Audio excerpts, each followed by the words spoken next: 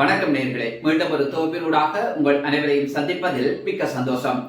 2009ஆம் ஆண்டு இறுதி கட்டத்திலே முள்ளிவாய்க்காலிலே உயிர் நீத்த எமது உறவுகளுக்காக மே 18ஆம் தேதி அன்று முள்ளிவாய்க்கால் நினைவு தினம் அனுஷ்டிக்கப்பட இருக்கிறது. இதே நேரத்திலே அகில இலங்கை சைவ தமிழ் மன்றம் இன்னும் ஒரு முக்கியமான அறிவிப்பொன்றை விடுத்திருக்கிறது. அது என்ன அறிவிப்பென்றால், முள்ளிவாய்க்காலே உயிர் நீத்த அந்த உறவுகளுக்கான ஆத்ம சாந்தி கிரிகை இடம்பெறவிருக்கிறது. ஆகவே அனைத்து தமிழ் உறவுகளும் முள்ளிவாய்க்காலுக்கு வருகை தர வேண்டும் என அவர்களுடைய அழைப்பு அமைந்திருக்கிறது.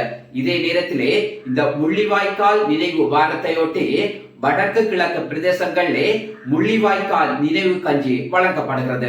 சரி, இந்த முள்ளிவாய்க்கால் நினைவு கஞ்சி எதற்காக வழங்கப்படுகிறது என்றால், இறுதிக்கட்ட போரிலே முள்ளிவாய்க்காலிலே எங்களுடைய உறவுகள் உண்ணுவதற்கு ஏதுமற்றவர்களாக இருந்தார்கள். அதையிட்டு அவர்களுக்கு தூங்குவதற்கு வழி இல்லை. எந்த நேரமும் துப்பாக்கி சன்னங்கள் சல்லடை போட்டுக் கொண்டிருக்கும்.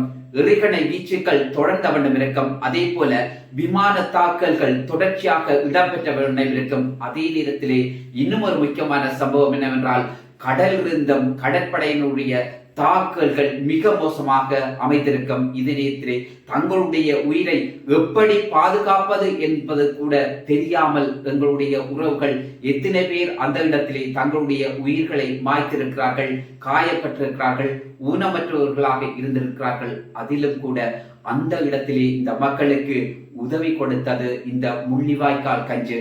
அந்த இடத்திலே உப்பு நீரையும் சிறிதளவு அரிசியையும் போட்டு காய்த்து குடித்ததுதான் இந்த உப்பு கஞ்சி, முள்ளிவாய்க்கால் நினைவு கஞ்சி. இந்த முள்ளிவாய்க்கால் நினைவு கஞ்சி அதற்காகத்தான் இறுதி கட்ட போரிலே எங்களுடைய மக்கள் பட்ட அவலங்களை, வேதனைகளை, அத்தனை சுமைகளையும் அத்தனை வலிகளையும் தாங்கிய அந்த கஞ்சியாக எங்களுடைய காலகாலமாக எங்களுடைய பரம்பரை இதனை உணர வேண்டும் என்பதற்காகத்தான் இந்த கஞ்சி வழங்கப்படுகிறது என்கிறார்கள் சமூக ஆர்வலர்கள்.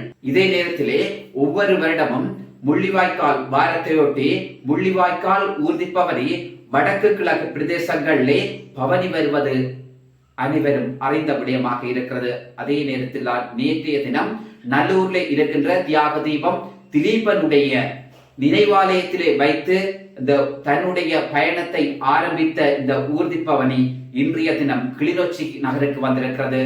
இந்த வருடம் வடக்கில் உள்ள அனைத்து மாவட்டங்களுக்கும் பவனியாக சென்ற பின்னர் இறுதி நாளன்றுதான் முள்ளிவாய்க்காலை வந்தடைய இருக்கிறது. சரி, இது ஒரு விடயம்.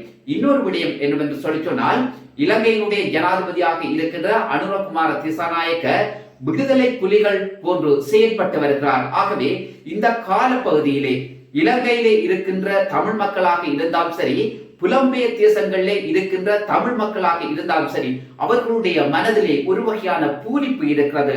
அவர்கள் எந்த நேரமும் சந்தோஷத்துடன் வாழக்கூடிய ஒரு சூழ்நிலை ஏற்பட்டிருக்கிறது. இதற்கு முழுமையான காரணகர்த்தா யார் என்று சொல்லி சொன்னால், இலங்கையினுடைய ஜனாதிபதி அனுரகுமார் திசாநாயக்க தான் என்பதை திட்டவட்டமாக கூறியிருக்கிறார். பொதுஜன பெரமுன கட்சியினுடைய ஊடக பேச்சாளர் சஞ்சீவ எதிரிமன அவர் இன்னும் பல விடயங்களை சுட்டி காட்டி இருக்கிறார் என்று சொல்லி சொன்னார். அனுரகுமார் திசாநாயக்க இன்று தமிழர்களுக்கு இடத்தை கொடுத்திருக்கிறார். புலிகளுடைய ஆதரவாளர்கள் நிம்மதியாக வாழ்ந்து வருகிறார்கள். அதே நேரத்திலே புலம்பெயர் தேசங்களுக்கு செல்கின்ற இடங்கள் எல்லாம் அவர் புலிகளுடைய ஆதரவாளர்களை புகழ்ந்து பேசியிருக்கிறார். அவர்களுடன் அவர் சந்திப்புகளை நடத்தி வருகிறார். அதே நேரத்தில் தான் இன்னும் ஒரு முக்கியமான விடயம் என்னவென்றால், அனுரகுமார் திசாநாயக்க அவர்கள் கனடாவுக்கு சென்ற போது கனடாவிலே உள்ள புலம்பெயர் தேசத்திலே வாழ்கின்ற தமிழ் மக்களை சந்தித்து ஒரு டீல் அடிப்படையிலே பேச்சுவார்த்தையை நடத்திவிட்டு நாட்டுக்கு வந்திருக்கிறார் என்கின்ற குற்றச்சாட்டை முன்வைத்திருக்கின்ற பொதுஜன பெரமுன கட்சியினுடைய ஊடக பேச்சாளர் சஞ்சீவ எதிரிமன்ன, கனடாவிலே உள்ள தமிழர்கள் இன அழிப்பு நினைவாலயத்தை அங்கு திறக்கிறார்கள் என்று சொல்லி சொன்னால் அதற்கு அனுரகுமார் திசாநாயக்கவும் ஒரு காரணம் என்பதை மிக தெளிவாக அவர் சொல்லியிருக்கிறார். இலங்கையிலே இனப்படுகொலை நடைபெறவில்லை என்பதை நாடாளுமன்ற உறுப்பினர் நாமல் ராஜபக்ச ஏற்கனவே சொல்லியிருந்தார். அதில் குறிப்பாக அவர் இன்னும் ஒரு முக்கியமான விடயத்தை கூறியிருந்தார் என்று சொன்னால், இலங்கை அரசாங்கம் கனேடிய உயர்ஸ்தானிகரை சந்தித்து அவருக்கு கண்டனத்தை தெரிவிக்க வேண்டும். கனடா அரசாங்கம் செய்தது மாபெரும் தவறு என்பதை கனடா அரசாங்கத்திற்கு இந்த அரசாங்கம் இடித்துரைக்க வேண்டும் என்ற கோரிக்கையை நேற்றைய தினம் முன்வைத்திருந்தார். அதே நேரத்தில் தான் இலங்கைக்கான கனடிய தூதுவரை சந்தித்து யார் சந்திக்கிறார் என்றால் இலங்கையின் வெளிவிவகார அமைச்சர் விஜித கேரத் சந்தித்து என்ன சொல்லியிருக்கிறார் சொன்னால், நீங்கள் கனடாவிலே தமிழர்கள் அந்த தூவியை திறப்பதற்கு அனுமதி வழங்கியிருந்தது ஏற்றுக்கொள்ளப்பட முடியாத ஒரு காரியம். ஆகவே இலங்கையிலே இனப்படுகொலை நடைபெறவில்லை. நீங்கள் அங்கு அமைத்திருக்கின்ற அல்லது அமைய பெற்றிருக்கின்ற அந்த இன அழிப்பு நினைவு தூவிக்கு அனுசரணை வழங்கியிருப்பது அல்லது நீங்கள் அதற்கு ஆதரவு கொடுத்திருப்பது என்பது ஏற்றுக்கொள்ளப்பட முடியாத விடயம். இலங்கையிலே வாழ்கின்ற சமூகங்களுக்கு இடையிலான ஒரு பிரச்சனையை உண்டாக்குவதற்கு அந்த நினைவு தூவி ஒரு காரணமாக இருக்கும் என்ற போர்வையிலே அந்த நினைவு தூவியை அகற்றுவதற்கான நடவடிக்கையை கனேடிய அரசாங்கம் விரைந்து செயற்படுத்த வேண்டும் என்கின்ற கோரிக்கையை முன்வைத்திருக்கிறார். இதில் பார்க்கின்ற போது நாமல் ராஜபக்சவுக்கும் அனுரகுமார் திசாநாயக்க அரசாங்கத்துக்கும் இடையிலே ஏதாவது தொடர்பு இருக்கிறதா என்கின்ற சந்தேகத்தை இன்று தமிழ் மக்கள் மத்தியிலே ஏற்படுத்தி இருக்கிறது.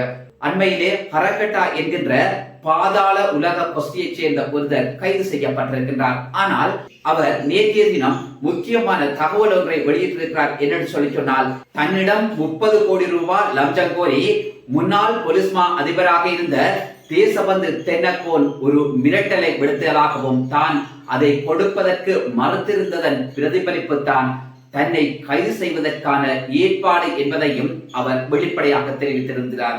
அதிலே தேசபந்து தென்னக்கோன் மட்டுமல்ல, இன்னும் ஒரு முக்கியமான முன்னாள் அமைச்சருடைய பெயரையும் அவர் குறிப்பிட்டிருந்தார். இது எந்த அளவு உண்மை அல்லது எந்த அளவு போலியானது என்பதை பொறுத்திருந்தான் பார்க்க வேண்டும். நல்ல சொந்தங்களை மீண்டும் ஒரு தோப்பின் மூலமாக உங்கள் அனைவரையும் சந்திக்கிறேன். நன்றி, வணக்கம்.